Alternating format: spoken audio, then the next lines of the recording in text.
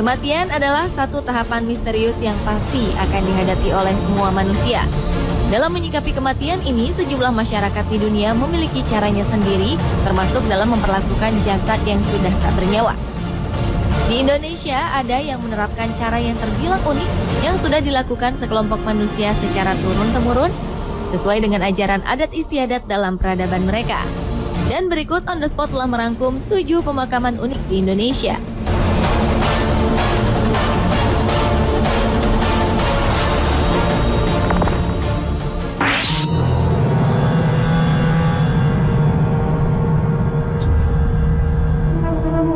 Diawali dengan pemakaman suku Dayak Benuak di Kalimantan Timur. Suku Dayak Benuak atau suku Dayak Bentian memiliki prosesi khusus untuk menguburkan jasad manusia yang sudah meninggal.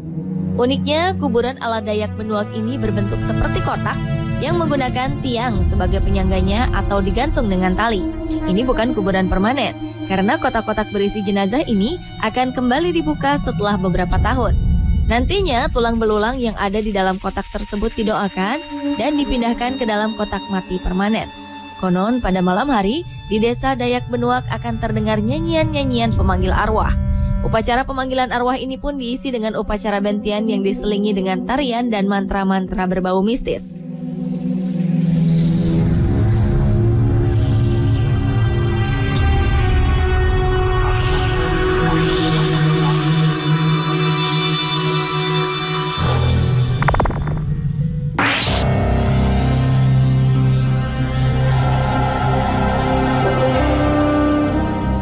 Selanjutnya adalah pemakaman suku Asmat, Papua. Dalam tradisi pemakaman, suku Asmat dikenal dengan melakukan mumifikasi mayat, yaitu mengawetkan mayat dengan cara alami atau buatan sehingga bentuk awalnya tetap terjaga. Cara ini dapat dicapai dengan menaruh jenazah di tempat yang sangat kering, sangat dingin, atau tempat yang tak beroksigen, maupun dengan penggunaan bahan kimiawi. Dan mumi yang paling terkenal adalah mumi yang dibalsam, dengan tujuan pengawetan tertentu, terutama pada zaman Mesir kuno. Di Indonesia sendiri, praktik mumifikasi ternyata pernah diterapkan dalam kebudayaan dan sejarah Papua. Adanya praktik mumifikasi pada suku Asmat biasanya hanya dilakukan kepada kepala suku atau komandan perang. Tubuh mereka dimumikan dengan bahan-bahan tradisional untuk memuliakan kepentingan sejarah dan religi mereka. Hingga kini ada 3 mumi yang dapat dilihat di Wamena, Papua, yaitu mumi Aikima di Aikima, mumi Jiwika di Jiwika, dan mumi Purno di Asologaima.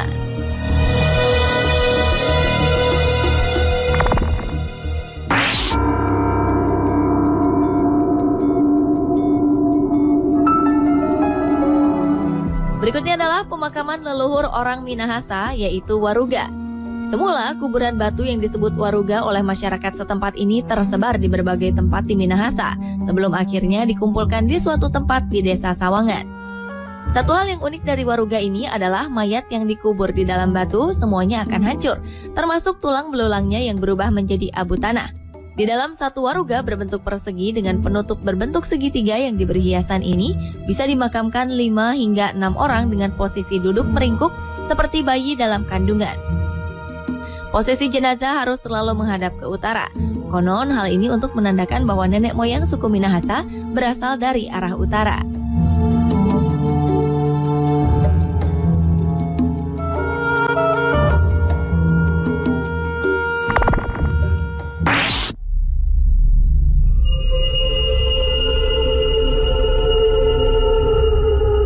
Berlanjut ke wilayah Nusa Tenggara, di mana rakyat Sumba juga memiliki pemakaman unik dalam salah satu acara adat yang sangat esensial.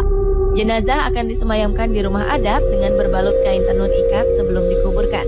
Di depan pelataran rumah adat terdapat seperangkat alat musik tradisional seperti sebuah tambur dari kulit sapi, juga gong dengan berbagai ukuran.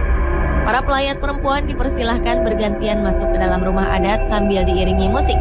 Mereka duduk melingkar dan menangisi mendiang sambil menyelipkan pesan-pesan kepada mendiang agar menjaga keluarga mereka yang sudah lebih dulu meninggal. Uniknya, setiap keluarga yang datang melayat diwajibkan membawa hewan ternak atau tenun ikat sebagai persembahan dan simbol persaudaraan.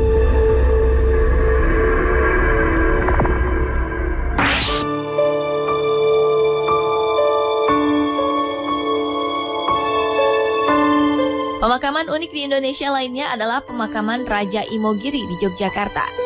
Saat Anda memasuki lokasi pemakaman ini, atmosfer magis semakin terasa seiring dengan aroma kembang dan dupa di sekeliling area pekuburan. Keberadaan kompleks pemakaman ini sengaja dipilih oleh Sultan Agung Hanyakrokusumo sebagai tempat peristirahatan terakhir bagi keluarga Sultan. Hampir setiap hari, tempat peristirahatan ini dipenuhi oleh peziarah.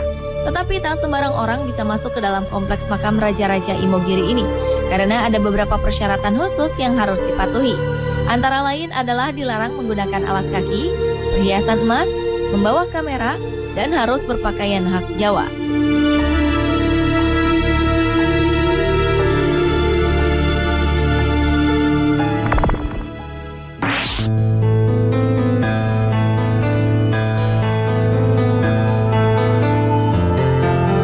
Pemakaman di atas tebing telah menjadi ciri khas Tanah Toraja di Sulawesi Selatan. Batu Lemo dan Batu Karang Terjalonda merupakan pemakaman khas Tanah Toraja yang paling terkenal. Pemakaman suku ini berbentuk 75 lubang pada dinding cadas yang merupakan hasil kreasi manusia yang luar biasa sejak abad ke-16 dengan cara memahat. Pemakaman ini didasari pada kepercayaan penduduk Tanah Toraja. Mereka meyakini bila letak makam yang tinggi akan semakin dekat dengan Tuhan. Aura kematian dan ritual mistis pun terlihat di makam-makam ini dengan adanya pandangan misterius yang berasal dari Tautau, yaitu patung pahat berbentuk manusia utuh yang terlihat hidup di atas tebing tempat jenazah disemayamkan.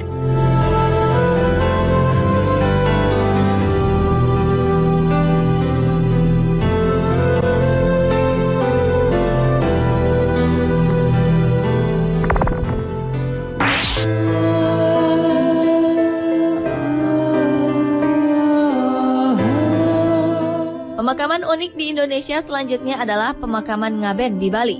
Pemakaman ini merupakan upacara pembakaran mayat atau kremasi umat Hindu di Bali.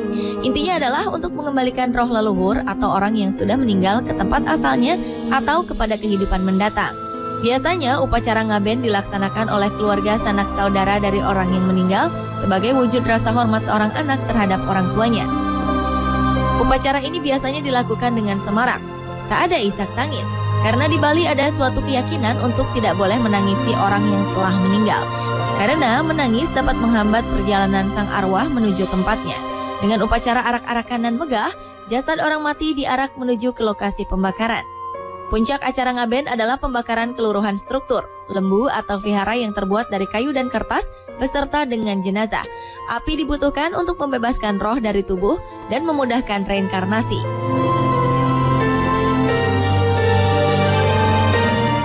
Pemirsa, itulah ketujuh pemakaman unik di Indonesia versi On The Spot.